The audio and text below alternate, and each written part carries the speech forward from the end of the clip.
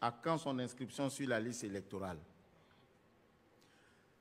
Bon, je suis toujours embêté parce qu'on personnalise un peu ce débat.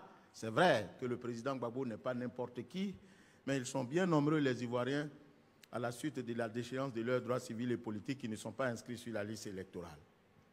Vous savez, ce n'est pas moi, c'est vous qui avez dit à l'article 6, 5 et 6, non, 3 plutôt, que pour s'inscrire sur la liste électorale, il faut 4 conditions.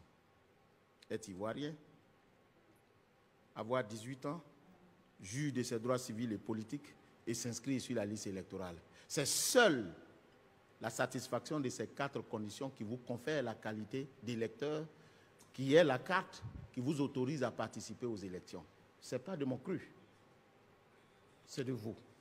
Il se trouve qu'à l'occasion de la révision de la liste électorale, nous écrivons à la justice: donnez-nous la liste de toutes les personnes qui sont déchues de leurs droits civils et politiques.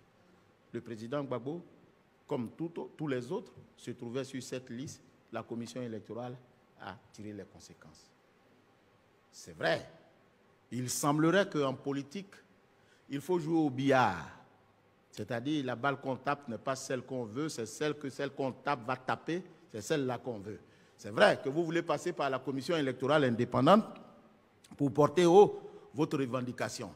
Mais je vous le dis, autant que faire se peut, pour ce qui me concerne, le président Gbagbo, comme tous les autres, ne peuvent être sur la liste électorale lorsqu'ils vont jouir de leurs droits civils et politiques. Et pour ce faire,